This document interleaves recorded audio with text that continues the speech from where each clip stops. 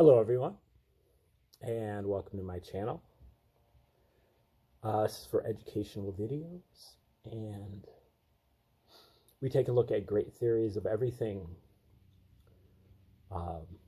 ancient and modern, mostly obscure, and we try to take deep dives into them and show you what they can do for you in order to help you with your quest for better spiritual, mental, and physical health, your paradigm shifting, your awakening to 5D consciousness, your formation of a holistic worldview. And today is our 16th video, going through the book, It's After the End of the World. Don't you know that yet? And this is a story of two groups of jazz musicians in Chicago in the 50s and 60s and what they did to transform their music and what they hoped that they would accomplish open-endedly. I know that, so we still have a chance to accomplish it. And we're in chapter 4. Let's start section 3, called Self-Discipline Through Sound and Space. And we're talking about this experimental band in Chicago in the early 1960s that was kind of met at this guy's house, Muha Richard Abrams. And here we go. Abrams's teachings were in a way similar to Sun Ra's, but Abrams acted more like a human being, not an alien. Quick to recognize the limits of his authority, he was often both student and teacher. Now, I've read this already. Let's, okay. That's what? Section 4, just a paragraph later, is creative discipline through sound. So this is just sound and not sound and space. The historical search for sound led to the ancestors, but the experimental band's version of sound also synthesized diverse esoteric practices that were in the air in Washington Park and other parts of Bronzeville. In pursuing the ideal of sound, the musicians adopted the discipline of self-repetition, a strategy of intense self-analysis to get back to beginner's mind. Unlike New York, the Chicago musicians recognized that they needed to get their own houses in order before sharing the music with the public. Because of the harmful effects of repetition, the musicians had to first change their own worldview and habitual behavior before they could deal with bringing about a revolution in the audience. As such, the experimental band was as much a spiritual revival as a new school of music. They attempted to harness the power of transcendence, but on their own terms, in order to reprogram themselves to arrive at a higher self. The self-discipline of sound was a concept the experimental band explored to come to grips with what they, as Black musicians, should really be doing with their lives, to refine their own missions in life. Through the concept of sound, the experimental band musicians, accustomed to the entertainers or artists' codes of conduct, explored their history for the first time and discovered that Black musicians did not always play for social dancers, wear tuxedos, drink whiskey, or shoot heroin. Lester Bowie explained, "You've got all these potential geniuses walking around. You've got musical geniuses in jazz, but these cats end up being winos, end up drinking themselves out of frustration to death. You've got to be almost superhuman. You've got to be Duke Ellington or Louis Armstrong. For every Duke Ellington, there must have been another 1,000 cats who wrote well like that. 2 or 3 of them survived." End quote. The musicians discovered that their ancestors used music to explore and to understand the hidden reality of sound, and to share their discoveries with the people in ritual. Anthony Braxton added, quote, "We live in a situation that because there's no ritual, because this culture hasn't advanced to a point where spiritually or metaphysically or whatever people have got higher levels of cognizance, music becomes reduced to a diversion sort of thing. End quote. To be sure, full-blown sacrificing rituals were not achieved overnight. But for the experimental band, the idea was to move toward it, to ritualize the music. First, the musicians applied self-discipline to habitual behavior, where institutional hazards were most pronounced. The musicians were willing to sacrifice the mythic lifestyle of jazz consumption and fame. Once a habit is established, however, it is not easily undone. A person's ego tends to cling to established patterns of playing until a certain point of catharsis or conversion. For example, this process has been described by a well-known gymnastics coach. When you're performing an incorrect movement pattern over a period of time, you're going to become comfortable with that pattern. Any changes, even toward the correct pattern, are going to feel strange because you're not used to them. End quote. Clinging to habits is even more tempting when there is a good deal of authority or peer pressure to encourage the habit. A conversion is necessary before one is willing to change. A person must first realize the errors in the status quo, then formulate an alternative, and then will that alternative into being. This problem becomes more severe when dealing with sound. It could be months or years before a musician was ready to let go of the ego security blanket of the already known for the unknown world out there. The musician may not even realize there was an option to let go at all. As Roscoe Mitchell makes clear, there was a great deal of inertia.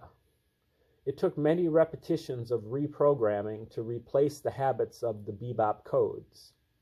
One day, though, Mitchell succeeded in converting himself through repetition. Quote, "The ideas came together in the experimental band. A lot of times when I was playing, I would start to hear other things. For a long time, I suppressed them. When I finally decided to go on and try these things, it was like things started pouring out of me." End quote. Abrams' plan was to give the musicians a safe place to come to grips with behavioral addictions, both physical and musical. At Abrams' house, it was experimental music and fruit juice, not cliches, cocktails, or heroin.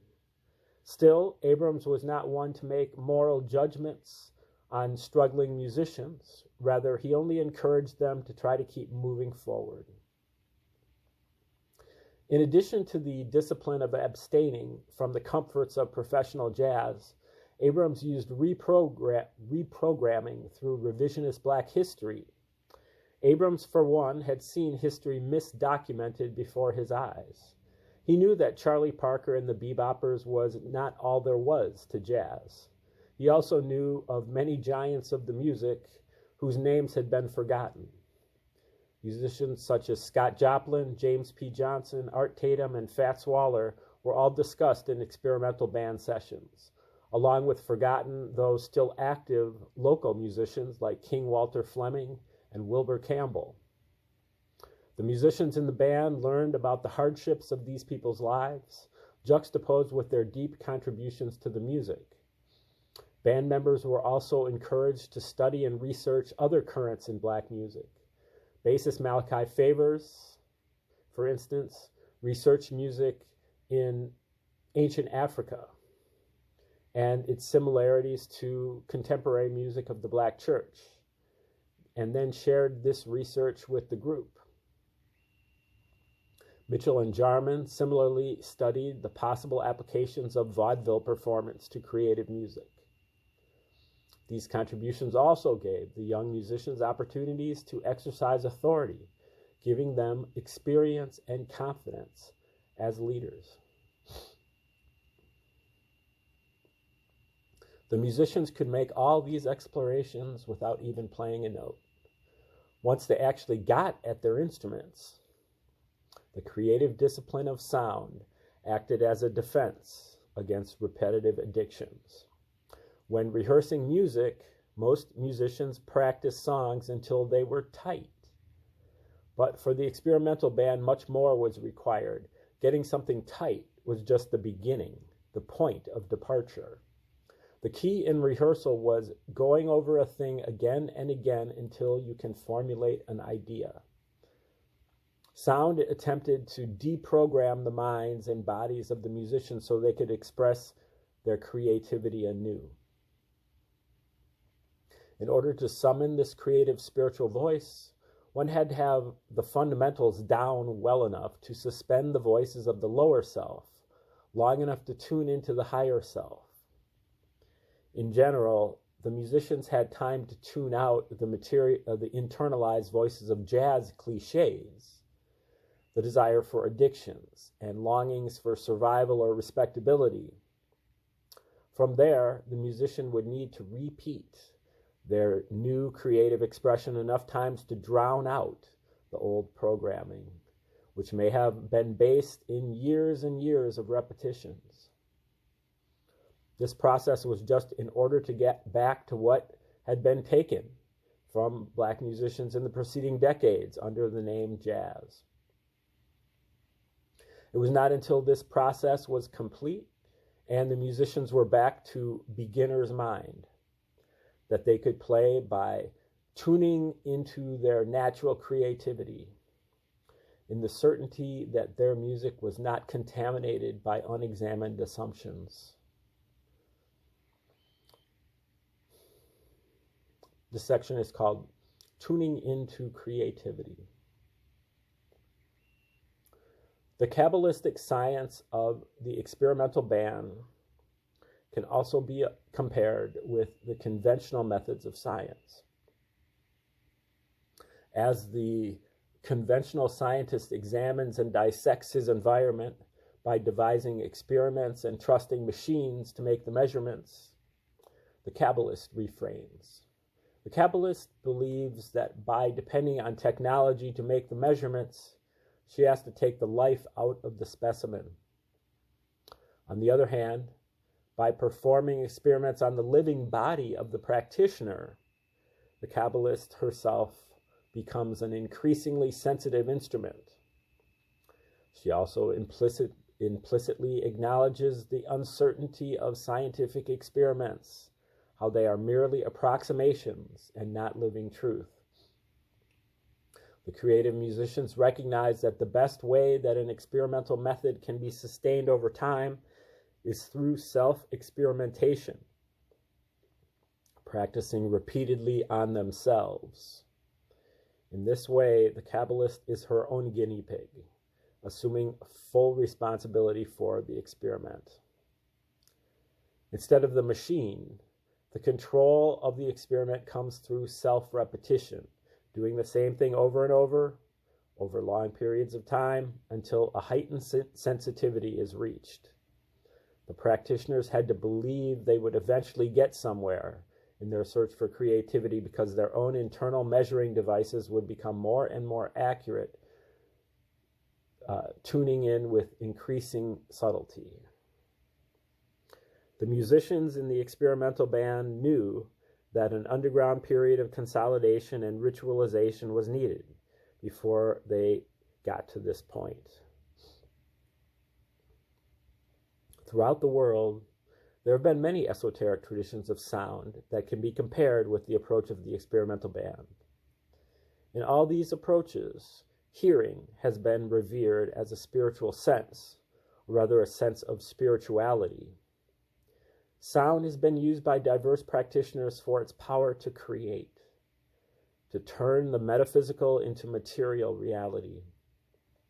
For them, sound was the fundamental origin of the universe. Even the Bible says that first there was sound, the word, and then there was light. Sound brought the world into being by creating a vibration. which created a form that was naturally in tune with the spirit. The first vibration establishes a center, a foundation, so that a future sound gravitates or resonates with the original vibe and the original form. Through repetition, the vibration gains an identity of its own by sustaining undertones, making the transfer from energy to matter.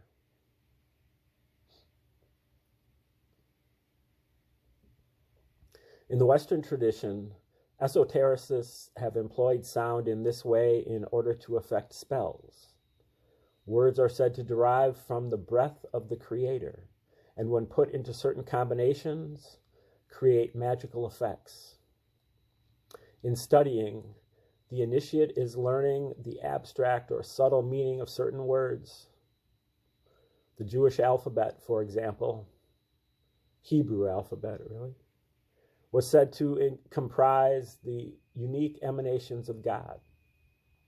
As we have seen, Sun Ra was a practitioner of Kabbalistic and scientific wordology. Abrams did not specifically claim such expertise, but he did possess a collection of books on metaphysics and sound mysticism. These esoteric understandings were often discussed by frequenters of Washington Park. The Rosicrucians, for example, focused on the anima mundi, the stream of consciousness going back through time and space. The more skillful the initiate, the deeper he could penetrate the anima mundi, the wisdom of past experiences. The anima mundi was a gift of the Creator, but the problem in a modern age was with retention, going back, connecting and remembering events, particularly from past lives and ancestors.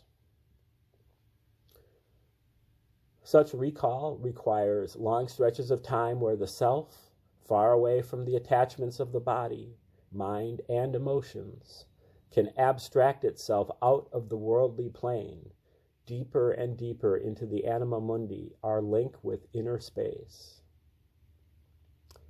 The Rosicrucians' teachings also extended to words, resulting from the proliferation of American mysticism called New Thought.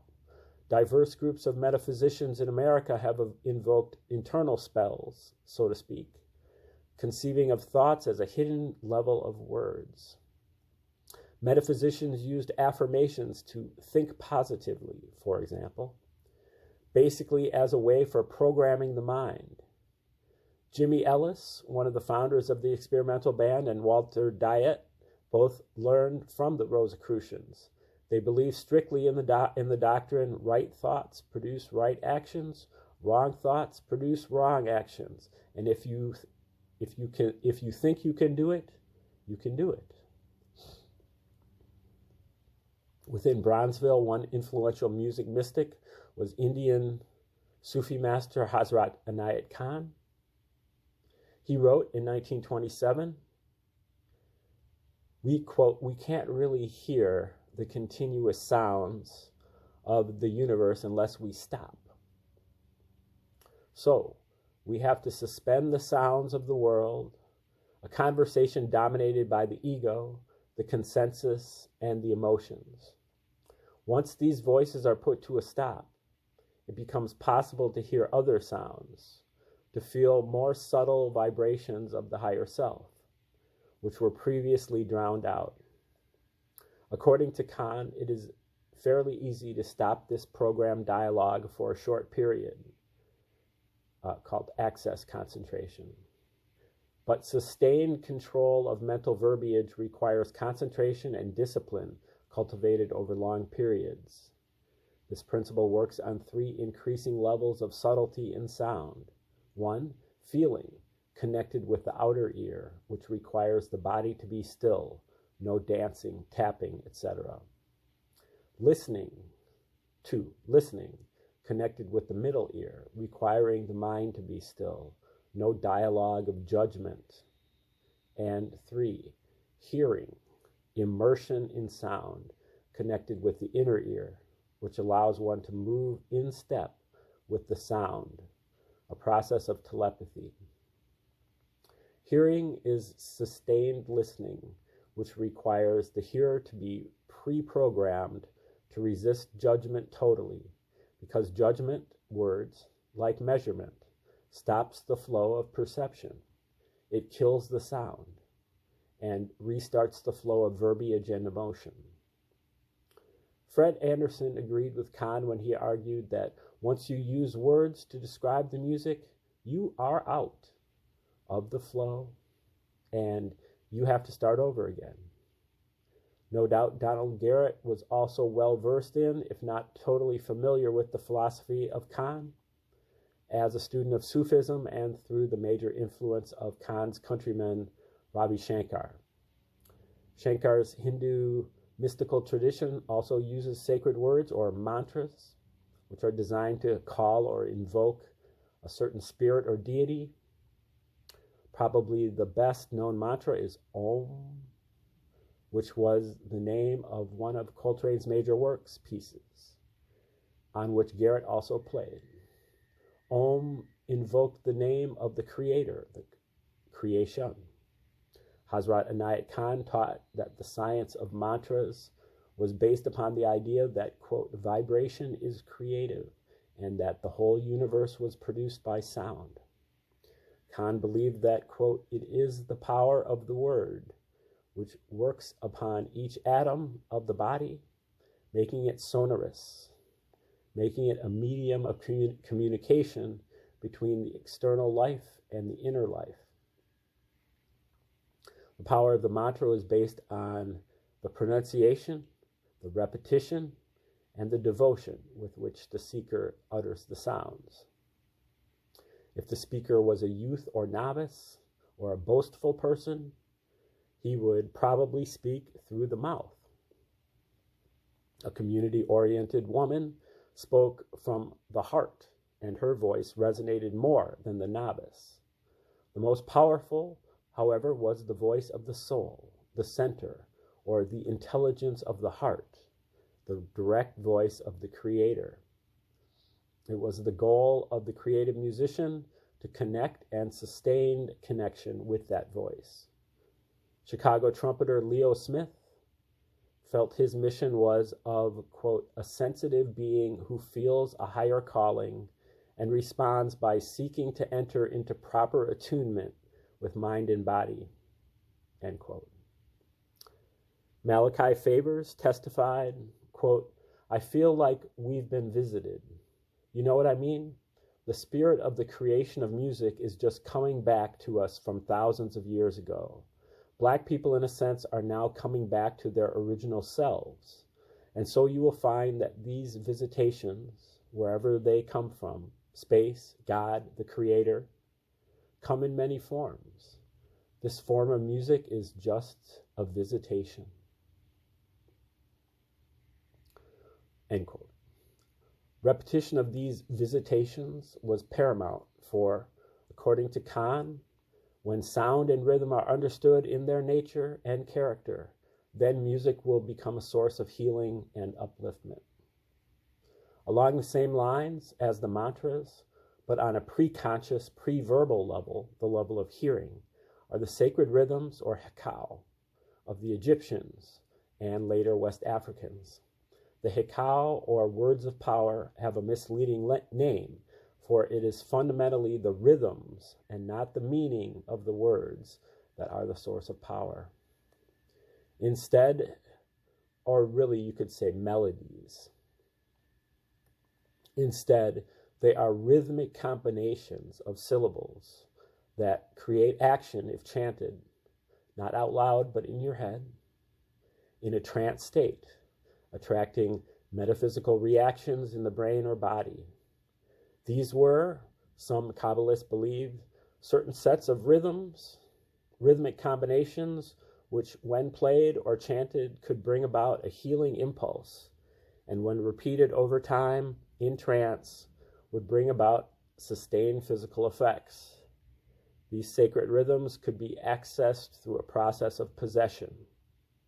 Favors maintained, quote, this music is about life and even further than life because we're just tools. This music is brought through us, the musicians. Actually, it's not me, because sometimes I've been playing things that I don't even understand. Drummer Don Moye agreed. Sometimes when I'm playing, I really play some ancient stuff. I don't know where it comes from.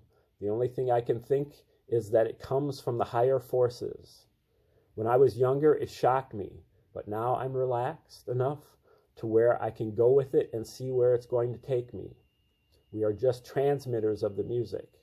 The only thing we can do is tune ourselves up to the highest level possible to be able to transmit this energy.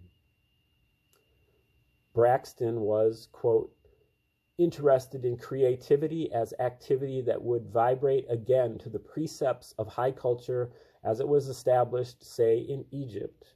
The mystical implications have been, of course, creativity as activity to align one with certain forces, and because it gives insight into how to approach living.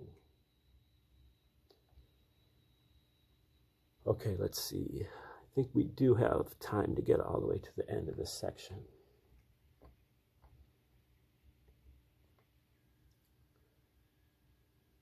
Some believe that these forces were actually part of the mind and body, held in areas of tension. Abrams, for example, called the process, quote, bringing out shapes from the subconscious.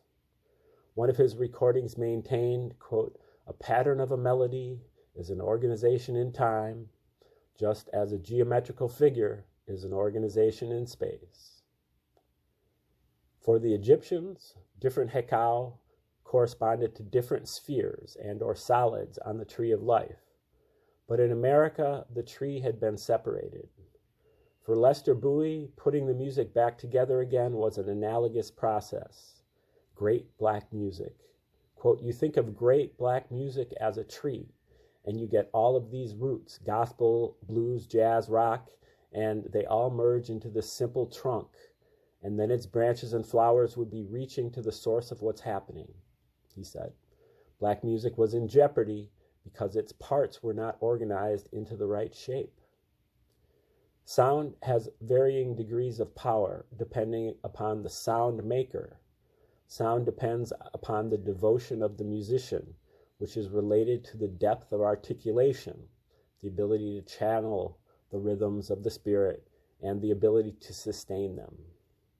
Through the rhythms and melodies, the spirit would arouse the various higher states of consciousness in the mind, and then the body of the musician. Abrams recognized that this process required a different attitude toward time. Quote, if you take the history and evolution of black music, it comes from people who were forced to concoct their own way of doing things. And the things that they were exposed to were taken and rhythmatized in a manner that suited their purposes. Slaves were surrounded by many cultures, French, English, German. They had to superimpose themselves on these other situations. This superimposition sustained a polyrhythmic understanding of time. That was the end of the quote. So the superimposition sustained a polyrhythmic understanding of time. Abrams's creative music employed, quote, constant inner movement, a principle Abrams learned from listening to recordings of pianist Art Tatum. I found out from Art Tatum that I needed to adhere to my rhythmic feelings more, and then I would have less trouble keeping up with what I wanted to come out, end quote. This discovery used other dimensions of time in that it relied upon, quote, expansion and contraction of rhythm. After initiating themselves into some of the secrets of sound, the black creative musicians would go through a period of practice to learn more about music as an expression of time and space. This was a process of self-presentation, which the experimental band sought through the discipline of space. So the next section is called Creative Discipline Through Space. And we'll get into that tomorrow when we resume. So thanks for tuning in today. Have a great day. Also, if you, I know that I get copyright strike if I play any of this music, but I do have a discography of many of these different recordings that these various musicians have made. Now it's about 25 years old, but it has all of the kind of the seminal recordings from this time period in the 60s, really 60s and 70s. And if you want one of those, you can send me any type of donation that you would like through Cash App or Venmo. So if you want to send me $1, I will send you a copy of that discography of pretty much all the relevant music that is kind of discussed in this work that we're reading. Okay, and then the next section is called Creative Discipline Through Space, and we'll get that started tomorrow. So thanks for tuning in today.